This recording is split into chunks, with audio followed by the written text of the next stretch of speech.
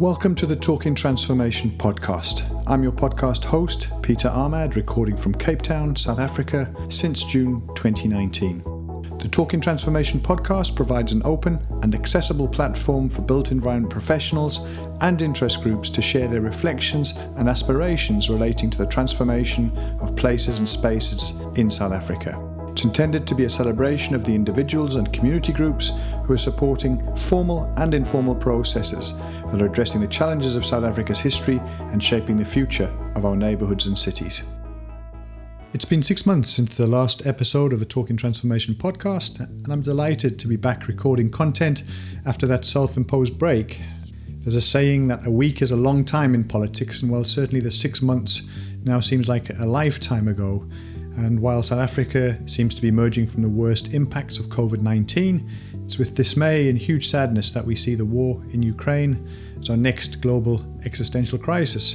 Beyond the human suffering and misery, we've seen the economic impacts of the conflict reflected in unprecedented fuel prices and a major global debate on reducing the reliance on fossil fuel consumption.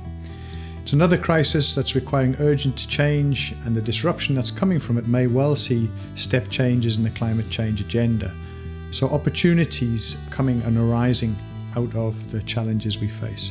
The podcast itself remains committed to engaging with the themes and the personalities who are addressing issues of community building and the built environment, from the public sector, private sector, the academics, the non-governmental organisations, and the people on the ground facilitating change. Our first series ran from June 2019 to August 2021, and that exceeded all expectations.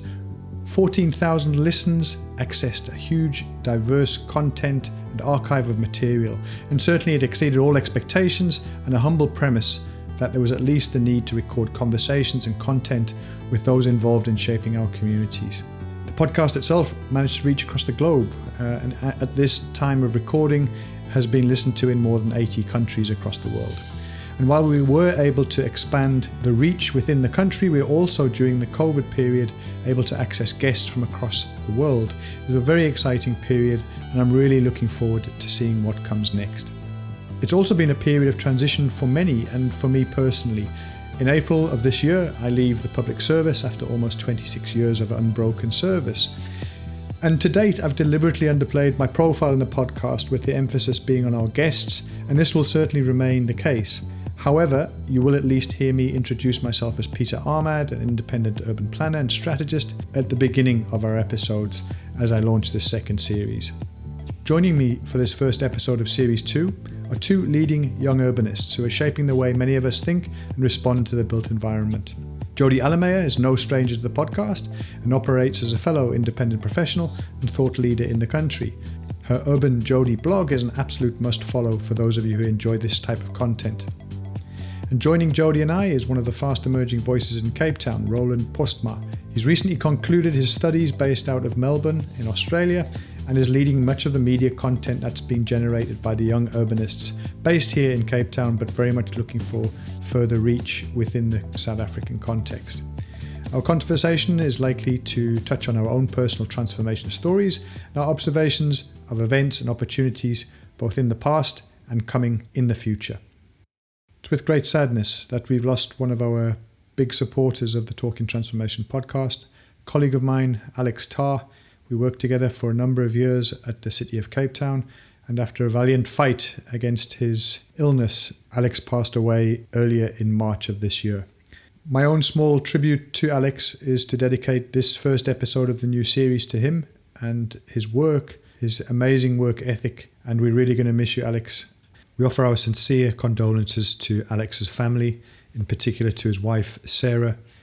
I asked her permission to allow us to dedicate this first episode of the new series of the Talking Transformation podcast to Alex's name and memory.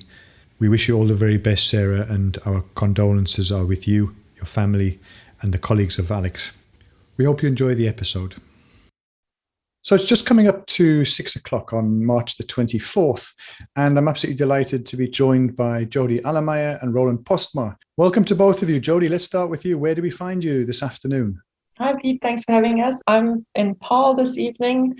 my whole life has changed since we last spoke. Moved from very, very urbanist city centre living out to the sort of peri-urban lifestyle. So yeah, looking forward to catching up. Absolutely looking forward to hearing about that transition, Jodi. Clearly, things have changed up over the last couple of years. Really excited to hear about that and what you've been up to and what you've been thinking about. And Roland, where do we find you this afternoon? Where are you and how are you keeping? Hi, Pete. Hi, Jodi. I'm not too far from Jodi. I am very lucky to be at the moment in Cape Town CBD. I've been well. I think 2022 is a big shift from 2020, so can't complain. And slowing back, going back into the new normal. So in hindsight, I'm very happy to be in South Africa. Yes, it's great to talk to be on this podcast today. Well, you're very welcome here, Roland, and we're also looking forward to hearing your story over the last couple of years. And you've obviously been studying, you've been very much involved with the Young Urbanists, and would like to hear about the agenda and what you've been busy with as the episode continues. But Jodi, let's start with yourself. I'm reminding myself that about 2 years ago, I think it was late January or early February 2020, you and I were part of a panel. We did if you remember, it was a live recording there at Sifa House in Cape Town CBD. And we were focusing on the future. We call it the Future Cast. And we were thinking about what's coming on the future horizon, and also sort of looking back at 2019 and how it had been. And if you remember, I think we had you down as the dreamer that day, as somebody who was thinking about the visionary ideas and the thinking. Yeah, one thing that between all of us, I think we had the academics, we had the seasoned pros, we had the newbies, the activist angle, we had all of that. None of us saw what was on the horizon within probably 3-4 weeks, which would have been COVID and the major lockdown across the world. But looking back, A, how did we miss it? And B, what have you been up to since that period? Well, yeah, certainly things have been quite different to how we thought it might be in the short term. I do think some of the longer term trends remain the same. The big sort of technological shifts and climate related shifts and population, political related shifts, global order shifts. I think those are very much on the same trajectory, but we did have this interruption of the pandemic. What have I been doing? I am working independently on some programmatic programs offering technical assistance to 3 cities, Joburg, Durban and Cape Town, on a range of topics related to township development, transit-oriented development, improved services to informal settlements, and more internal continuous improvement around city systems, particularly data-oriented systems. And some of that support also got directly applied to COVID response. So how were city administrations responding to the crisis? And I remember when we met last time for that live podcast recording, there was a discussion with some of the audience members around, well, how much can we be aspirational in our city planning and in our policies and in our infrastructure planning versus how much do we just have to do to meet the sort of bare minimum of growth management and kind of servicing the backlogs and the sort of basic needs, given our economic realities and our realities of historic social inequities and things like that. And it really is something that's kind of stuck with me throughout all of this, is that balance of dealing with backlogs and injustice and social inequity, while also trying to push to be aspirational in some sense and having that space to think innovatively and bring in little moonshots and little elements of aspiration.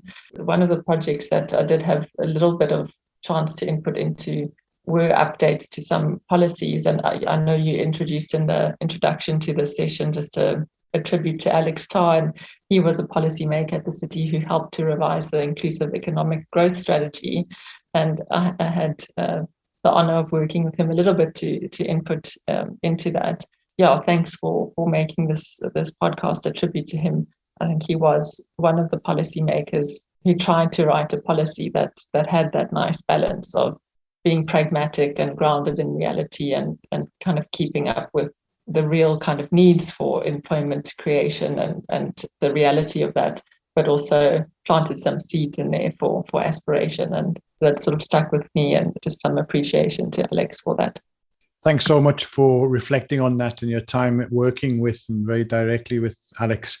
As you say, a huge loss. And again, you're demonstrating exactly the reasons why we're going to miss him so much, Jodi. We'll come back to some of those themes and some of those topics, the longer term trends that you've talked about, some of the COVID lessons and so forth just now. But let's turn to yourself, Roland. It's your first time on the podcast, and it's absolutely fantastic to have you on. You're doing some really exciting work with the Young Urbanists and putting out media content on a fairly regular basis as that grouping.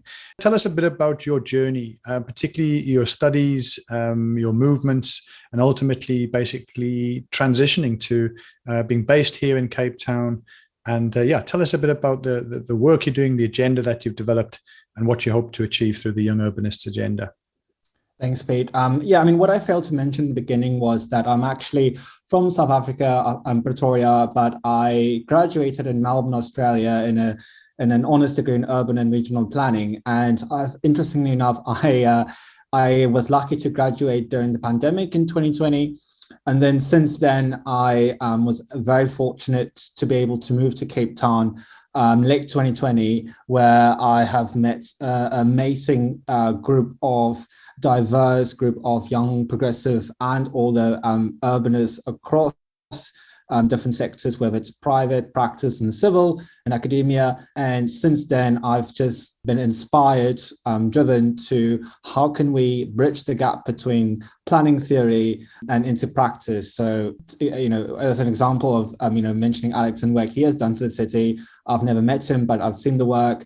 And that's just one example. So, for me, it's very inspiring. But at the same time, I think from a young planner's perspective is that we have, planning, we have the theory, but when it comes to reality, it's quite different. It's quite complex, especially of our history and contemporary urban governance. So it's how can we, because it's so easy to get jaded and it's so easy to feel like you're alone. How can we work together collectively and support and arm a new lineage of young planners, people like Jodi, people like yourself, Peter, to really communicate the benefits of planning and, try to create a more inclusive, just and climate-friendly city, because South Africa is an urbanized country. There's so much that's within the ambit of our metros and local government areas that we can do in the absence of other things, such as the collapse of rail, for example. So I'm excited, a bit overwhelmed, but all in all, I think there's a wonderful community out there in practice,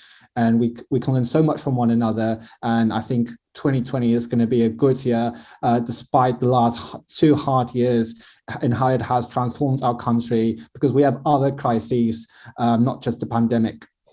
Indeed, many, many challenges on our table, not least of which remains economic recovery, about service delivery to those communities most in need. And I guess a question to you both, and really one of the main discussion points of this evening is, if the country and the various cities around the world are transitioning out of COVID, I don't think we're yet beyond it, but certainly the worst of the lockdown impacts that we saw, it seems to be behind us, and let's hope that is and remains the case. But we're fast getting through 2022. We're almost through the first quarter of this calendar year. We've seen new municipal councils established since the last podcast episode.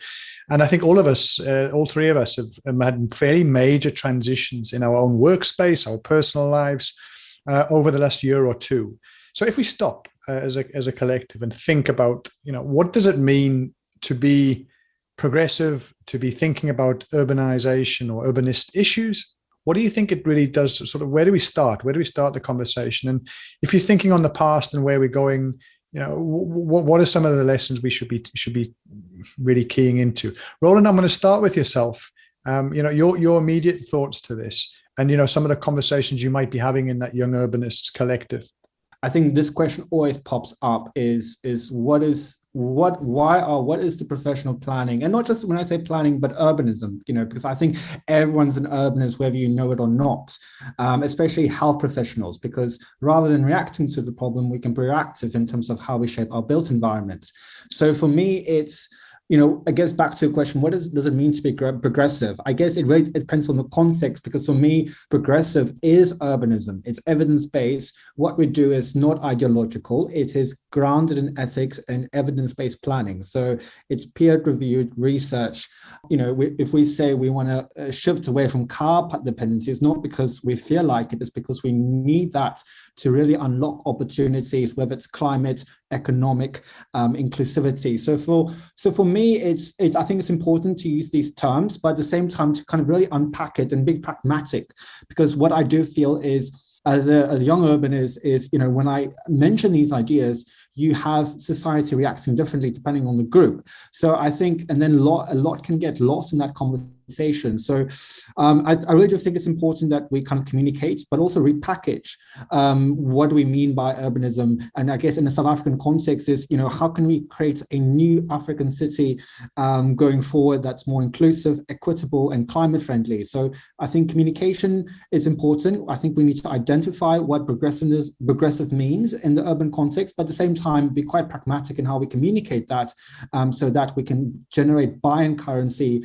from broader society, whether it's politicians, councillors, even people in our profession, because we do have a divide in our profession, whether it's existing practitioners from a different kind of school of thought, also existing. So I think there's a lot to do internally, and then also externally, outwardly to society and our stakeholders when it comes to planning ahead for a better country. And Jodi, I mean, you're doing quite a lot of traveling, you were saying before we started recording. You might be seeing quite a diverse range of thinking from the different cities you've been working with. Again, anything you'd like to add in terms of some of these introductory remarks? The traveling, while tiring, is very important. I think in the sort of heat of, or the middle of lockdown, I got quite a sense of what they call placelessness, this kind of detachment from the communities and the places that we meant to be working with and supporting and developing and that sort of thing, and to reconnect with what's really happening on the ground and the people, and that just brings another dimension back into the work. And I think that is part of being a progressive urbanist, is actually being very connected to the urban environment and to the social fabric. And for me, progressive is about social reform, and it's about how the urban environment contributes to social reform, and recognizing that firstly there is injustice and there is inequity in not only historically through our urban environment, but it's continuing in the way we design and build and manage our urban environments and urban systems, and also inefficiencies, and that it will continue into the future if we do not intervene in some way. And I think where Roland says, we need to be pragmatic and really get to the details of what that means, that is where professional urban practitioners need to come together and really talk about, well, if we agree and we jointly, as some sort of progressive urbanists group, recognize jointly that we acknowledge there is injustice, inequity, efficiency, not only in the past, but now and into the future. We recognize that the urban environment has to contribute to social reform in some way. And we have somehow the skills, the knowledge, the access to decision-making processes and power and all of that sort of thing to have some sort of influence over this. Then we need to do something about that. And I think that something is not static. I get quite stuck with kind of pure visions or policies, because I think the urban world is changing all the time. So while we might have a particular position on parking today, it might change tomorrow when e-mobility suddenly enters the chat, and it wasn't there when we wrote the parking policy 2 years ago or whatever. And so I think we need to have at our core these certain acknowledgements of what it is that we mean by injustices and by social reform and things like that we're trying to achieve through the urban environment, and what skill sets we're trying to contribute, but be quite dynamic in how we achieve that through design and policy, because the size of the population that we're serving, the technologies, the disruptors, the forms of mobility, the types of building technologies, all of that is changing all of the time. That's what it means to be a progressive urbanist. If I think about some of those early observations around COVID and this idea of potentially a big reset, and set against the backdrop of not just the pandemic, but the climate change agenda, this real opportunity. But the more COVID went on, the more I certainly got a sense that it's been more of the same. And I'd like to get a sense from the two of you, do you agree with that? And in terms of to address social reform, to work towards spatial transformation as a concept, what do you think that are partnerships that are important, and how important are they? And is there a way to address certain tensions that might exist between different players within the space? And I'm thinking there between the private sector, the public sector, the NGOs, the different built environment professionals, different communities. So there's a whole sort of collective notion going on here, but sometimes these partnerships, I get a sense, are not what they could or should be. And perhaps let's just reflect on that as the next part of the questions. Since being the coordinator for Young Urbanists, something that I really wanted, or an opportunity, is partnerships with not just other civil society, because in the urban space you do have a wide variety of organizations, whether it's Cape Town based or Durban or Johannesburg or Gauteng based. So it's very important for us, the youth, to have those relationships across the built form discipline, but then more importantly with local governments, because last year we did have the local government elections, and we were lucky to host, I wouldn't say the first ever, but in terms of an urban planning space, we were very lucky to host Brett Herron, the mayor candidate for Good Party, with Jordan Hill-Lewis, the mayor candidate, and now the mayor for the Democratic Alliance in the city of Cape Town. And we were very lucky, facilitated by Lorenzo David, to host that discussion where we had a very nuanced, honest conversation around what they want to bring to the table as mayors. Obviously, since then, it's been more than 100 years since Jordan Hill-Lewis was inaugurated. And for us is to continue on honing those partnerships with the opposition and also with the official party in the city of Cape Town. I think I just said 100 years, 100 days, apologies. And for us is, how can we have a relationship so that we have a voice at the table as the youth, because the youth want cities that are responsive, progressive, caring, climate friendly, biodiversity friendly, walkable, and then also, most importantly, it addresses the things that has been captured in the Constitution, because we do want to emphasize it's the role of the Constitution is to guide us, and it's the role of the executive, whether it's local government, metro, provincial, or state, to deliver. So we need to hold those in power accountable, but it starts with relationships. So I think going from the first mayoral debates that we did over Zoom to us having more relationships and potential projects with the city, where we bring lighthouse projects, where we have progressive urbanists with ideas, whether they've done it or they want to, perhaps package how to improve my city, for example. It's our role then to facilitate that, so that you have a voice and that we're connected and parted. But it's very kind of pragmatic. It's grounded in evidence-based planning. And, I think we're starting to see relationships forming and hopefully results, because I think for us is, we don't want to wait another 5 years for another IDP plan. We don't want to, although those processes are important, with what we've seen, what we've learned, and I am new to practice, is that we've talked a lot about planning ideas, but when it comes to reality, there's a stark contrast. So for us, we're optimistic, like I said, very overwhelming, but I'm very positive and driven, inspired by my colleagues around me, people like Jodi, like I've mentioned, and also young practitioners that are what we call idealistic and driven by their values and unapologetic in what they believe in, that's grounded by evidence-based planning.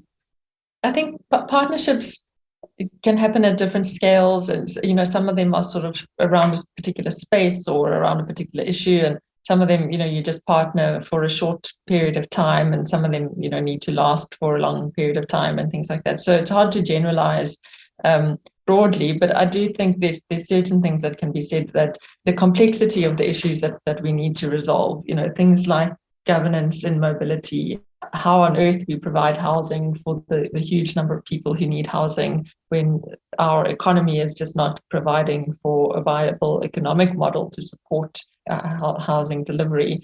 The levels of crime we have in our urban environment and the impact of that on our ability to provide services and to provide safe spaces for communities, the constant disruption of technology to our urban environment. Every week it's something new, whether it's e-delivery, e-mobility, e-bikes and e-scooters. Now it's drones being used to fish on our beaches. It's constantly, every week it's something new. So we need capabilities for like technology resilience or how to govern in these spaces, and the solutions and the know-how and the insight and the understanding of these problems lie distributed among so many different actors. So if only you partner to better understand the problem, that already is a step forward, in my opinion. If you can partner to also share resources and to actually act on the problem, even better. And it does depend on what exactly the problem is, whether that's going to be a short-term thing that requires formality, that doesn't really require formality or much resourcing, or whether it's going to be a long-term thing that really requires governance and resourcing and formality and structure around it. When we talk about partnerships in the built environment, often it's just about buildings and things like that. It can be quite transactional. In the private sector, really just wants to know, like, how are you going to de-risk my project? How are you going to take costs away? And the public sector is sort of thinking about, well, how are we going to make sure that everything is compliant with our regulations and reduce liability for us? And it's quite transactional in that sense. Whereas the average citizen is kind of thinking, well, how does this align with my values and the public value that I want created in this sort of social reform agenda? And there we have to be honest and say, we don't have a common social reform agenda. We've got groups who are not progressive. We've got groups who actually would quite like things to stay the same, and we have to be able to say that and name that. And there, partnerships are not the answer. There we really do have to look to procedural fairness and procedural justice to sort of guide the right outcomes for society. And I know that right now this is a big issue and a big topic, because there's a lot of frustration in the system and a lot of contestation in the system around, how much time and cost and everything is allocated to NEMA processes and court processes and all of these sorts of things. So I think for me, that's a very big issue that we need to resolve around what can be done just through streamlining and de-risking processes and regulations and things like that. What can be done through partnerships to better understand problems and come up with better solutions, and what is done through procedural justice, but in a sort of balanced and fair and representative and just way, but also a way that doesn't kind of counteract all of the efforts to de-risk and everything on the other sort of side of things. It's not only about partnerships, it's about partnerships and a whole bunch of other aspects of systems that need to somehow work in conjunction with each other. Again, I'm really interested in your observations from the different places you've been engaged with. And that is to say, do you think we've in some ways completely overcomplicated some processes? I mean, clearly there's a need for a certain logic in a property value chain and a development management process. Spluma was sort of introduced to try and equalize the playing field. But in some respects, I still think there's a very different set of rules that are being applied, for example, in Dunoon, as there is to Clifton, for example, here in Cape Town. And to say that it's the same thing, I would say is arguably disingenuous. But your observations more broadly and across the board, any thoughts on that from what the conversations you might have been having and your observations as somebody who I think thinks about systems very clearly in your work and your blogging and so forth? We have to have an honest conversation about the fact that it takes capital to do development. And at the end of the day, capital will flow to where it can replicate itself, where it can make profit for its investor. But it will also, a part of that equation is that it will flow to where there's sort of least resistance. And something that I am seeing that's a little bit concerning is that there are more and more power brokers entering into the system whose role it is to minimize or sort of manipulate where there is and isn't resistance in the system. And this is all just like nice coded language for criminal elements, really. But more and more we're seeing examples of where capital is doing deal with power brokers, because actually that's becoming the path of least resistance to make a good return and have a quick project turnaround. And that's really quite scary, where a project where you have to kind of work with some, nebulous factors in delivering a project is still more efficient and faster than a project that follows all the right routes and processes and procedural aspects and things like that. I don't know what the right solution to that is, because we also can't be held ransom to sort of doing away with all of our procedures and things which have been set up for due consideration to community interests and environmental interests and things like that.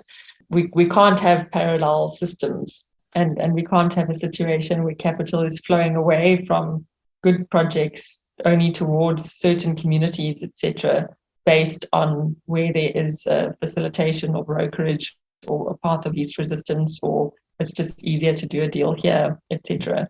And I think we need to really have quite honest conversations about this. I guess a question of follow the money, and that seems to be an age-old adage. This whole sort of period we've been through, I've talked about this, what was supposed to be the Great Reset, in both the way we thought about social obligations, about the way that we dealt with planning advocacy, and the economy, the economic systems. Those were we talked about it. It was there. It was headlines in the major newspapers around the world. Do you think, Roland, as a starting point, do you think COVID really changed anything around sort of planning advocacy, whether it's your observations of South Africa and your experiences in the Melbourne sort of Australia study context? Any thoughts that you'd want to share with us in respect of there's evidence of change or evidence of, Pete, it's the same old, same old? Look, I think I have to be very careful, because you do have South Africa and our history and the kind of current kind of governance and circumstances that we face as a society, and we just kind of illustrated, compared to Doon, compared to Clifton and Cape Town, and the vast difference in terms of how we allocate resources and what type of city we are building. So between kind of places like Melbourne, Australia, or Sydney versus South Africa, I think, to answer your question, it has had a major shift in planning practice, where you have seen cities doubling down on repurposing spaces away from private cars and building segregated bicycle lanes, to really responding, especially mobility. And we all know that mobility is life. Mobility shapes our land uses. For us to address apartheid spatial planning, we need to change our mobility patterns, because that in turn affects our land users, so that we can have a more dense, inclusive city. So for us, there's been a big shift, and we can see that with big cities like Paris, big cities like Berlin, across the world. Barcelona, I think, is a great example, where they are so child-friendly and how they've completely accelerated the existing plans. So these are cities that are quite different to South Africa. They have the capacity, they have the right professionals in terms of more capacity, and then they also have the right policies behind them, and they've had the mandate, and they've been able to really fast track how we use space and around mobility. So for me, there has been a big shift in Australia and across the global north, but I think in South Africa, we're seeing kind of small tangents of that dripping. For example, like the mayor closing down Long Street and Bree Street as a response to giving more space for hospitality. Obviously, that it's a different mayor compared to when we actually needed, when it was 2020 and 2021. Apologies, 2020 and 2021, yeah. South Africa has had its own set of problems. It has shaped planning and how it perceived planning, I think, globally, but South Africa it's very different. Obviously, we've been affected by remote working, and that has meant places like Sea Point, for example, in Cape Town is far more busier. So we have seen a slight decentralization, but in terms of our urban governance processes and how we use space and mobility, it's been the same old in terms of how we ever respond to that. My city is dying. We haven't really capitalized on how we use space around active mobility. So two worlds kind of going apart, what we're seeing. I think there's still an opportunity to really follow, but again, it'll be very unfair to compare the two countries considering the circumstances it faces. But those are my observations, but I do hope that we can capitalize on what's being done, but obviously be quite nuanced and careful because South Africa is quite different to those countries that we've mentioned in the global north. Thanks for those reflections, Roland. Hugely appreciated. And Jodi, your thoughts, your observations, more particularly again around the South African context, the cities you've been involved with? During COVID, people were either retreating into their own very personal scales of work and being at home and that sort of thing, or advocacy workers. I think a lot of them turned to organizing on the ground, helping communities to sort of survive and that sort of thing. So a lot of the urban advocates that I would know in my networks, a lot of them got involved in really sort of organizing networks of care and sort of do-it-yourself support groups and things like that. And I would say a lot of businesses, developers and things like that really got, who were active in working towards different, engaging on policy and regulatory changes and things like that. They just got into survival mode of how is my business going to survive this and how am I going to restructure and what projects are still worth investing in and not and that sort of thing. So I think there was a moment in time where people really just got diverted to a different level of activity in a different way of focus. But I don't think that that's necessarily a bad thing. I think in all of those spaces, a lot of innovation happened and people emerged from that with almost like on the one hand, a more broad base of support and on the other hand, more sort of data points and more lessons and learning around what is sort of worth protecting and what isn't and that sort of thing. So I think that a lot of positive can come out of it. Where we are right now, as we try to sort of emerge from the pandemic, is a window of opportunity for us to really sort of listen quite actively to what people have to say, where we're quite sensitive to what is worth protecting and what actually we manage to do okay without, what is absolutely urgent and necessary for us to get back online and running from all perspectives. And that needs to be our priority and our focus and what isn't, before we sort of just tumble along back into some sort of default way of working and default set of KPIs and all of that kind of thing. So I think for me, it is about using this sort of window of opportunity to really kind of bring these broad-based groups together and listen to what business like really innovated around and could protect and couldn't, and build sort of new plans and strategies around that. And I think a lot of the places where there was innovation was actually in new ways of hearing from each other and a lot of ways of collecting information and data and being much more responsive to communities. So certainly a lot of the stuff that I was involved in, which I'm not at liberty to share too much detail, but a lot of it was about much more rapid feedback between communities and cities and being able to provide much more responsive services. And I think that's fantastic that we managed to innovate and prototype a lot in a short period of time. And that's exciting. I hope that more can be done in that sort of space, that we have more rapid and more diverse ways of getting feedback from citizens into planning and service delivery departments and much more responsiveness between those two, that it's not so long-term, these sort of planning and delivery cycles.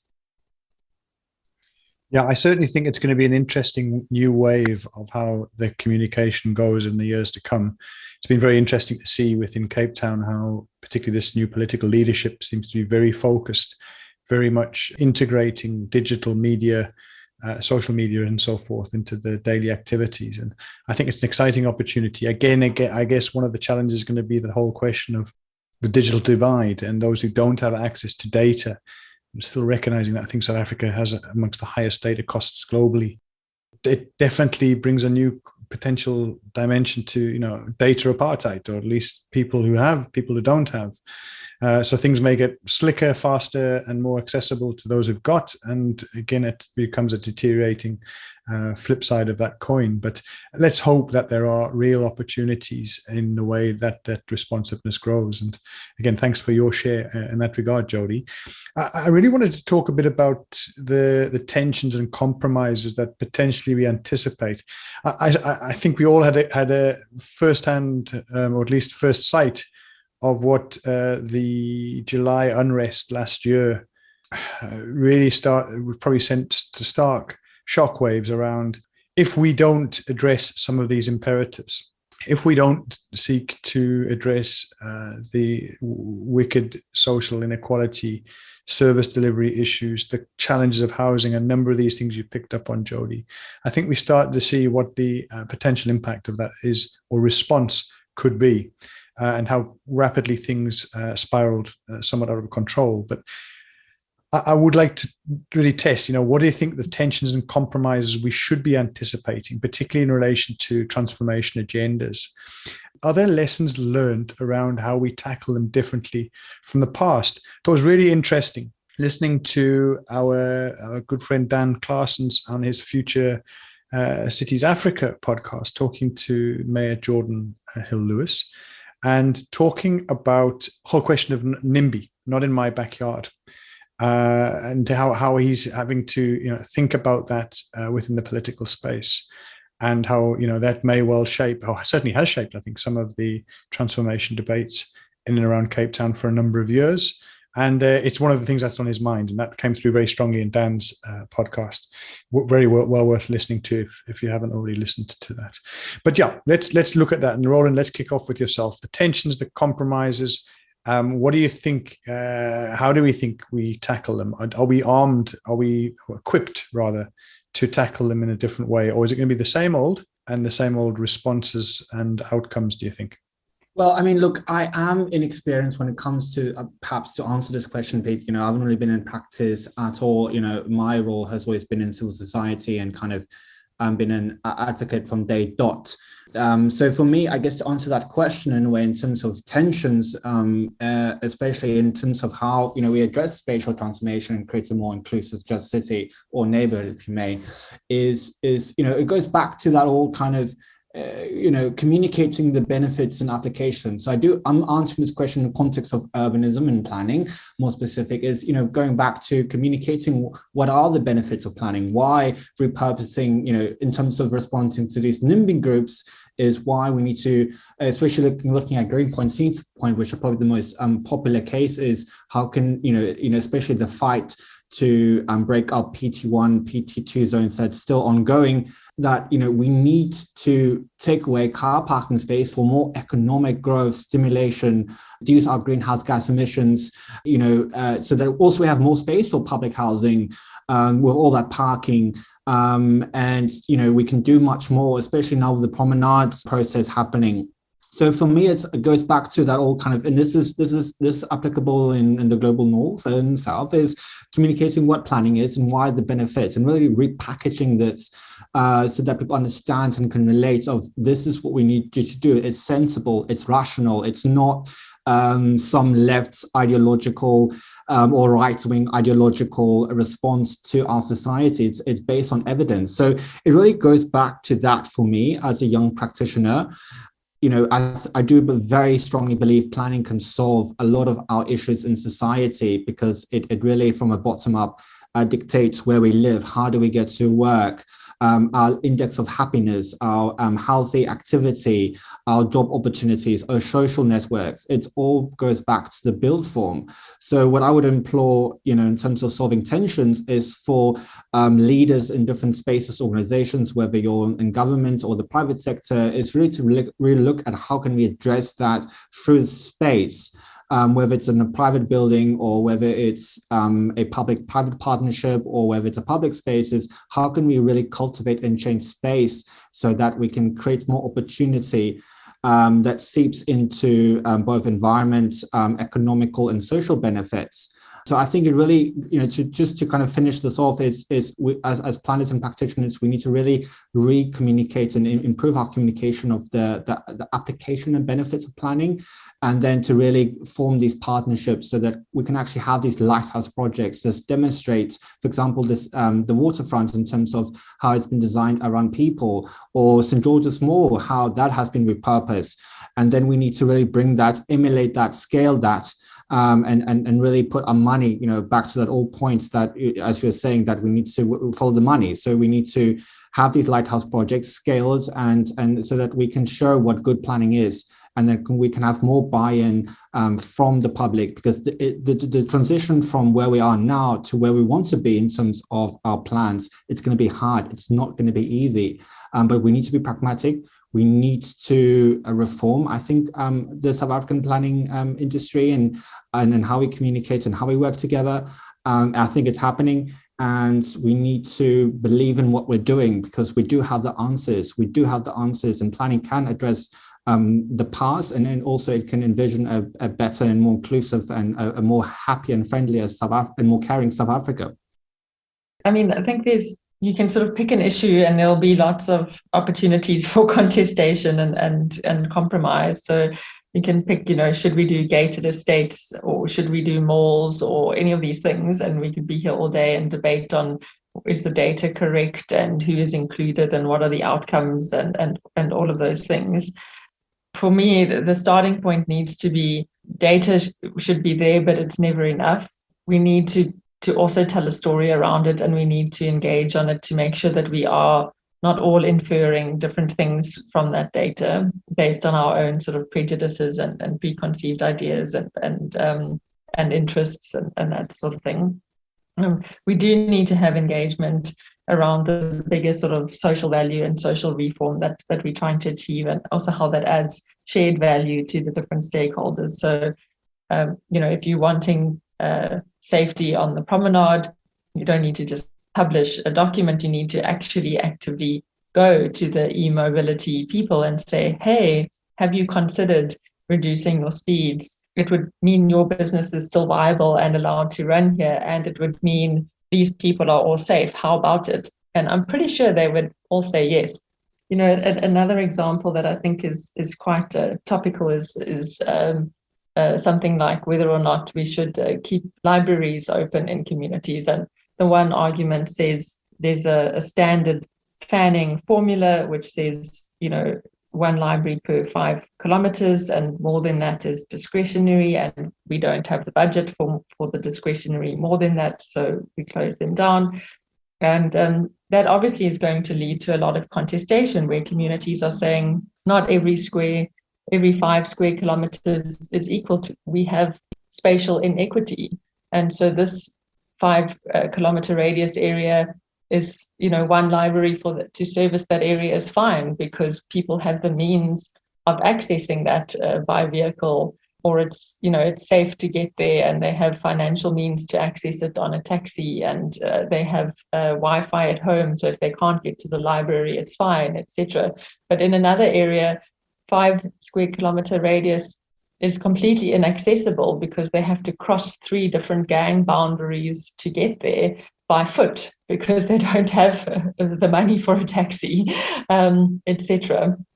So in that area, you absolutely have to have a discretionary additional library, and you need to be framing it from some sort of shared value creation perspective, and asking, how do we drive additional value to this area so that this facility is financially and economically viable and sustainable to this community? And you pose the problem differently, so that it's not starting from a point of contestation and compromise, but starting from a point of shared value creation. So those are just a couple of examples, but I think the principles there are, whether it's gated estates or malls or e-mobilities or libraries, the data is the same, but our inferences might be different. we have to engage around it, and we have to start from a point of how do we create shared value, and not from a starting point of we're going to have to compromise and somebody's going to have to lose. Well, again, really, really useful examples and very practical demonstrations there, Jodi, of what we could be looking at and what could constitute success or positive outcomes and the principles. So, thanks really for sharing that, and to both of you for sharing your ideas to these really deep questions. And I think that from the outset, this is not about having a right or wrong answer. It's about trying to stimulate the conversation and the debate amongst built environment professionals, around the community groups that are working on these issues, and at least trying to say, what are we building and what are we standing for as we try and build this next chapter of a post-COVID South Africa. So, as we work towards a wrap, colleagues, I really wanted to get a sense from you a bit more about where we can find out about what the two of you are doing. Roland, tell us a bit about what the Young Urbanists have got on their calendar for the rest of the year. Basically, for the rest of 2023, I see you getting more and more engaged with the YouTube platform, getting yourself out there with a whole range of interviews in a very progressive way.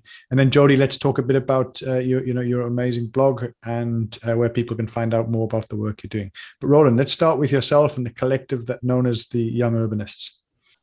Great question, Pete. Obviously, Young Urbanists have been around for almost a decade. So, and then very excitingly, we are relaunching our Young Urbanist community. So we really want to be Young Urbanist South Africa. So we're slowly rolling it out in partnership with, with universities and university students. But in the meantime, we've been quite Cape Town centric. We have a very big project that I can probably reveal that will be in partnership with the City of Cape Town, and particularly the Mayor's Office, which will be called the Urban Design and Mobility Forum. More information on that later, but essentially I would implore anyone to follow us on social media, whether it's LinkedIn or Instagram, or just reach out. For us, it's about supporting young practitioners and supporting and aiding and guiding, especially in terms of connecting to more seasonal practitioners, people like Jodi and so forth. So for us is that we have some site inspections with the Mayor's Office in the City of Cape Town around existing lighthouse projects. We have a project in Gwetsulu in a formal settlement called Yoruba that's headed by Amy Thompson from Yes and Studio. And basically it's a project that demonstrates a sustainable urban drainage system, but also an open space on a very tight budget. So for us is how can we bring lighthouse projects to the decision makers in the political sphere? And then, other than that, I think what's happening is that we have competitions, because we really do want to capture young practitioners as they leave their studies and going into practice, to say they're supported and not alone. And then most importantly, we're working a lot with Open Streets Cape Town around mobility, especially around scrapping class-free cycling lanes that I think we all can agree as practitioners that they're not best practice. And then also it's really kind of demonstrating space. I think space is a very big thing of ours, whether it's the CBD, whether it's out on the periphery, it's how can we use space. So for us, it's those things. It is very transportation focused because, as I've mentioned, mobility is live, but slowly we really want to go into more geography, biodiversity and urban regeneration. So yeah, a few things happening across the board, very Cape Town centric, but we're slowly launching out nationwide as we grow the Young Urbanist community in the next year or so. But like I said, just social media, on Instagram, Young Urbanists _ Young Urbanists, essentially, you can just look us up. We have just Young Urbanists, you can quite see South Africa, and you can just contact us. And, we want to work with progressive people who have ideas, who have solutions, so that we can give them the right support or direct them in the right direction.